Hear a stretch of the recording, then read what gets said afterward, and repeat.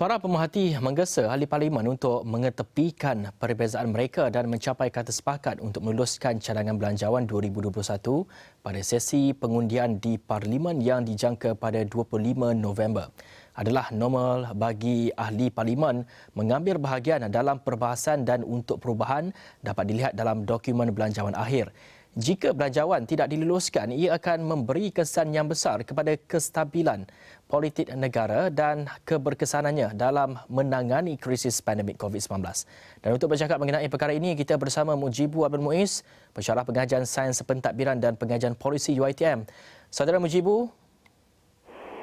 Ya, Habib.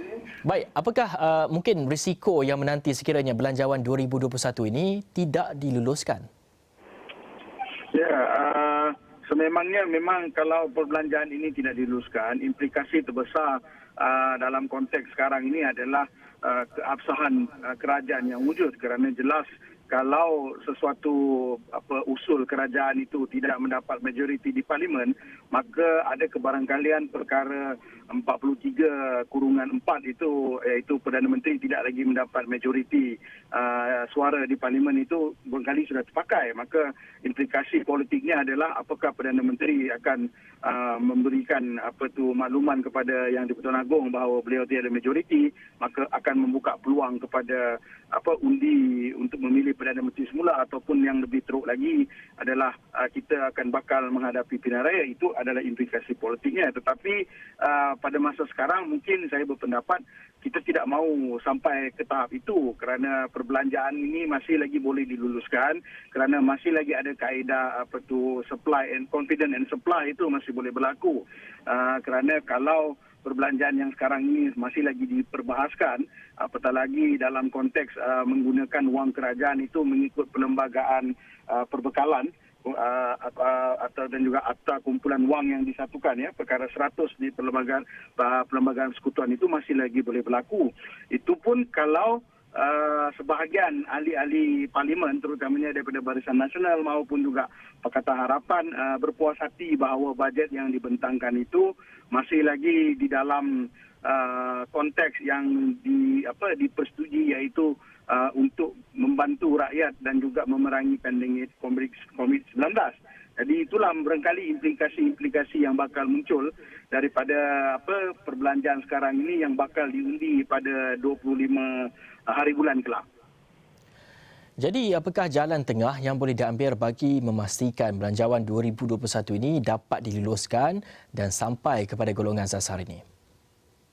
Ya, dalam konteks begini, kita rasa yang patut adalah confident and supply. Itulah dia mesti berlaku dalam konteks bahawa sebagai kerajaan minoriti yang berlaku ketika ini, saya rasa harus mendengarlah pandangan ataupun masukan daripada kedua belah pihak, iaitu backbenchers yang menyokong kerajaan daripada Barisan Nasional ataupun juga daripada Pakatan Pembangkang sendiri.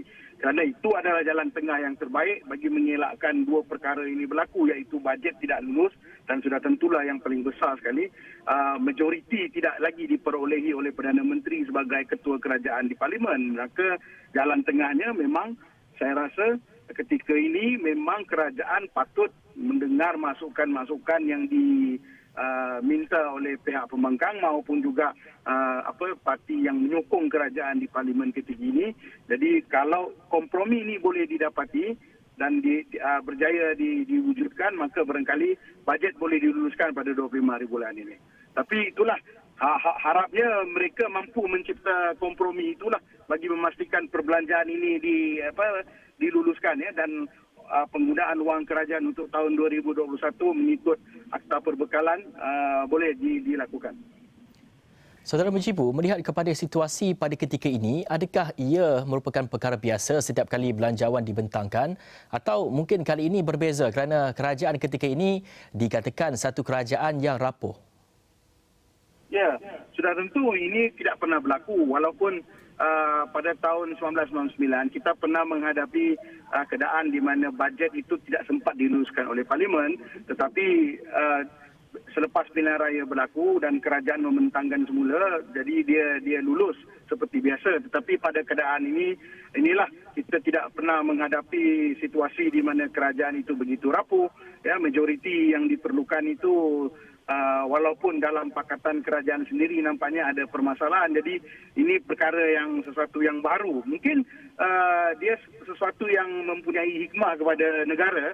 Apabila kita mengalami perkara ini, jadi dia akan menjadi panduan di masa hadapan bagaimana sesuatu kerajaan sekiranya tidak memiliki majoriti ataupun tidak mempunyai sokongan yang cukup, mampu untuk bekerjasama bagi mendapatkan majoriti untuk diluluskan bajet ini. Tapi walau bagaimanapun kita masih lagi berharap agar bajet ini dapat diluluskanlah. Itu harapan kita lah.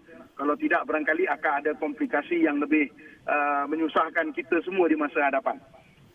Baik, terima kasih saudara Mujibu Abdul Muiz atas perkembangan itu.